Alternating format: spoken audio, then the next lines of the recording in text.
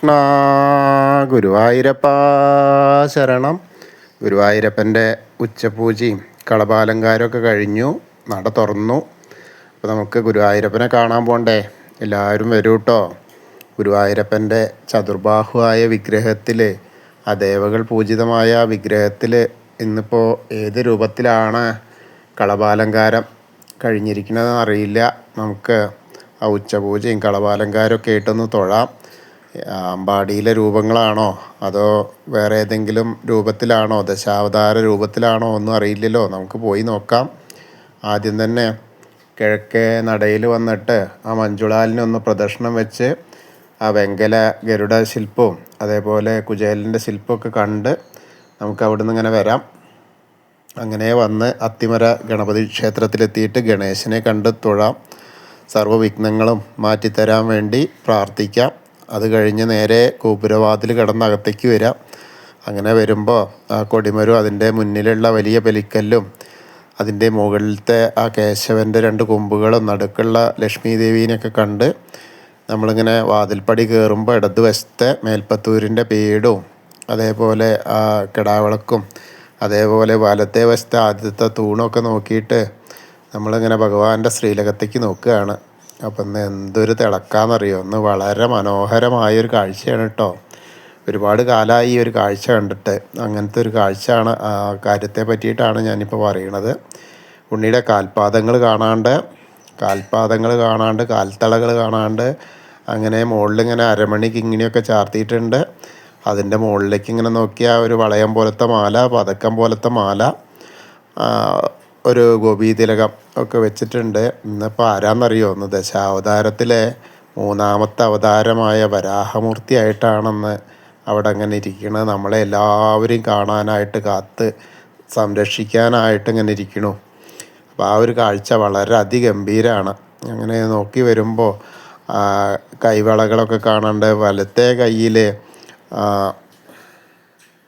താമരപ്പൂവ് ഇങ്ങനെ പിടിച്ചിട്ടുണ്ട്, ഇടത്തെ കയ്യിൽ വലിയൊരു ഗതയുണ്ട്. അപ്പോൾ ആ ഒരു കാഴ്ച അങ്ങനെ നല്ല രസം. അങ്ങനെ മുഖത്തേക്ക് ഇങ്ങനെ നോക്കിയാൽ ആ കൊമ്പ്, ആ എന്താ പറയുക, വരാഹത്തിൻ്റെ ആ 2 കൊമ്പുകൾ ഇങ്ങനെ കാണുന്നു. 2 കൊമ്പ് നല്ല ആ മൂക്ക് ഇങ്ങനെ, അതിൻ്റെ മുകളിൽ ചെറിയൊരു ഭൂമീനെ, അതായത് ഒരു കടുക് പണിയുടെ അത്രയേ ഉള്ളൂ എന്ന് പറയാം.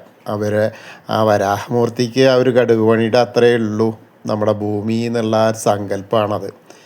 അപ്പോൾ ആ ഭൂമീനെ അങ്ങനെ അങ്ങനെ തേറ്റയുടെ മുകളിൽ പിടിച്ച് എന്ത് സൗന്ദര്യത്തിലാണ് നിൽക്കണമെന്നറിയും. അത്രയും ആ രൂപത്തിൻ്റെ ഭംഗിയും ആ ഒരു ഭൂമീനെയും കൂടി നമ്മളിങ്ങനെ ചിന്തിച്ചാൽ ആ മനസ്സിലാവും. അതായത് എനിക്കിതെല്ലാം വളരെ സിമ്പിളാണ്, നിങ്ങളൊന്നുകൊണ്ടും വിഷമിക്കേണ്ട, എല്ലാറ്റിനും ഞാനുണ്ട് നിങ്ങൾക്ക് കാവലായിട്ട്. ഇത്രയും വലിയ നിങ്ങളെ ഈ ഭൂമിയെ എനിക്ക് ഇത്രയും കടുകുപണിയെ പോലെയുള്ളൂ എന്നുള്ള ഒരു കാര്യം കൂടി അതിൽ നമ്മളെ ഓർമ്മിപ്പിക്കുന്നുണ്ട് ഇന്നത്തെ ആ കളഭാലങ്കാരത്തിലൂടെ. അത് വളരെ മനോഹരമായ മഹത്തരമായ ഒരു കാര്യമാണ്. അങ്ങനെ നമ്മൾ നോക്കിയാൽ മുകളിലേക്ക് ഇങ്ങനെ നോക്കിക്കഴിഞ്ഞാൽ തിരുമുടിമാല ഒരെണ്ണം ഉണ്ട്, വെളുത്ത പൂവും തെച്ചിയായിട്ടുള്ളത്. പിന്നെ ഉണ്ടമാല 2 ഉണ്ട്. അതെങ്ങനെ വെച്ചാൽ വെളുത്ത പൂവ്, തെച്ചി, തുളസി ആയിട്ടുള്ള അതേപോലെ തന്നെ 2. അതേപോലെ തന്നെ ഇന്ന് മുകളിൽ വിധാനമായിട്ട് ഉള്ളത് ഒരു താമരമാല, വലിയ താമരമാല ഉണ്ടമാല ഉണ്ട്. പിന്നെ 4-5 തുളസിമാലയുണ്ട്. അപ്പോൾ എല്ലാം കൊണ്ടും വളരെ മനോഹരമായിട്ടാണ് ഗുരുവായൂരപ്പൻ്റെ ആ ചതുർബാഹുവായ വിഗ്രഹത്തിൽ വരാഹമൂർത്തിയായിട്ടിന്ന് എല്ലാ ഭക്തരെയും അനുഗ്രഹിക്കാനായിട്ട് അവിടെ ഇങ്ങനെ ഗുരുവായൂരപ്പൻ, ആ പൊന്നുണ്ണിക്കണ്ണൻ നമ്മളെ കാത്തിരിക്കുകയാണ്.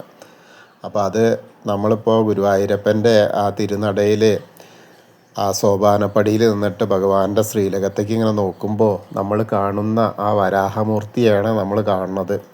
അപ്പോൾ അതൊന്ന് എല്ലാവരും കണ്ട് തൊഴുതോളൂ കേട്ടോ. മനസ്സുകൊണ്ട് എല്ലാവരും ആ മനക്കണ്ണിൽ ഭഗവാന്റെ ശ്രീലകത്തെ ആ വരാഹമൂർത്തിയെ ഇങ്ങനെ സങ്കല്പിച്ച് പ്രാർത്ഥിച്ചോളൂ.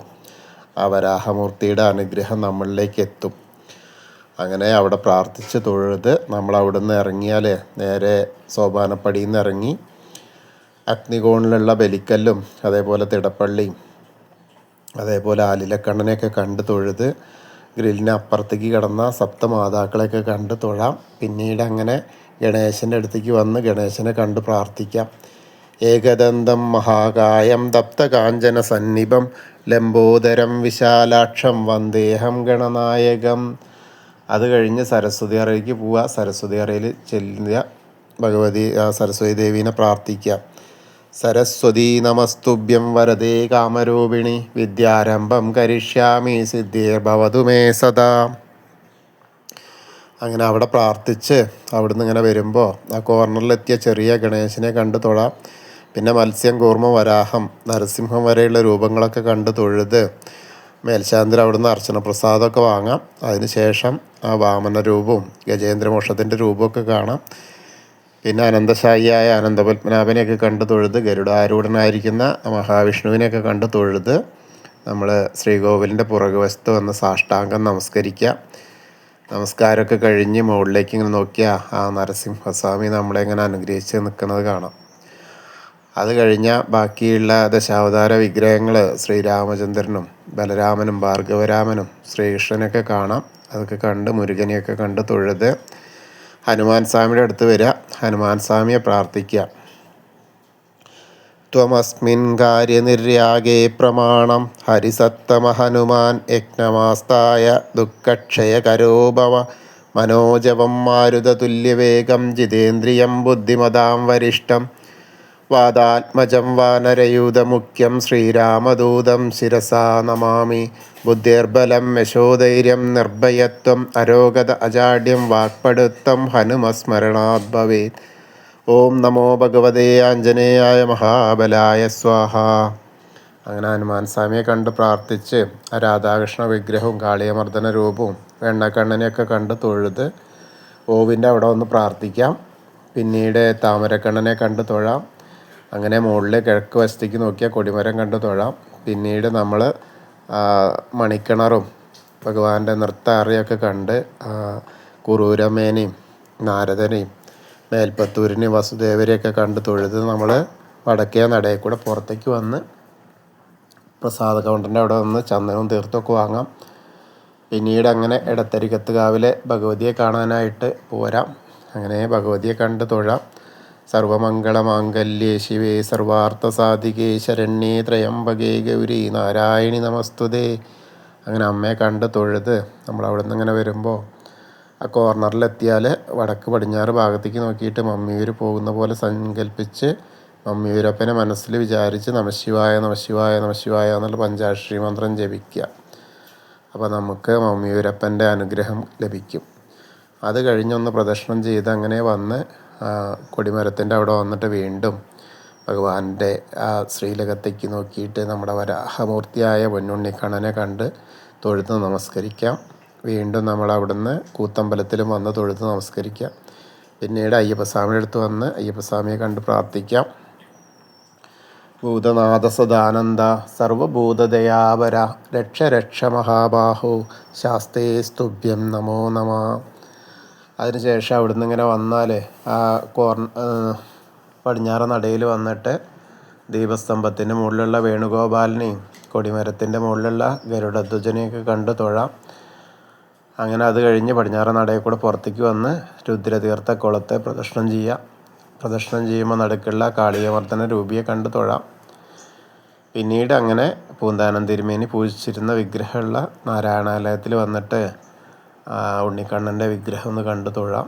പിന്നെ അങ്ങനെ ഭഗവതി നടയിലും അതേപോലെ ആ വലിയ ദീപസ്തംഭത്തിൻ്റെ അവിടെ വന്നിട്ട് ഭഗവാന്റെ ശ്രീലകത്തേക്ക് നോക്കിയിട്ട് ആ ഉണ്ണിയെ ഒന്നുകൂടി കണ്ടു തൊഴാം. വരാഹമൂർത്തിനെയും കണ്ടു തൊഴുത് നമ്മൾ നേരെ തെക്കേ നടയിലെ കൂവളത്തെ ഒന്ന് വന്ന് പ്രദക്ഷിണം ചെയ്യുക.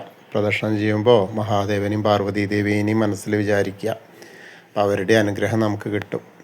അപ്പോൾ നമ്മൾ ഇന്നത്തെയും ഗുരുവായൂരപ്പൻ്റെ ഉച്ചപൂജയും കളഭാലങ്കാരമൊക്കെ കണ്ടു. ആ വരാഹമൂർത്തിയെ കണ്ടു തൊഴുതു. എല്ലാവർക്കും ആ ഗുരുവായൂരപ്പൻ്റെ അനുഗ്രഹം ലഭിക്കും. കൃഷ്ണായ വാസുദേവായ ഹരയേ പരമാത്മനെ പ്രണതക്ലേശനാശായ ഗോവിന്ദായ നമോ നമ. ഹരേ കൃഷ്ണ. ഗുരുവായൂരപ്പാ ശരണം.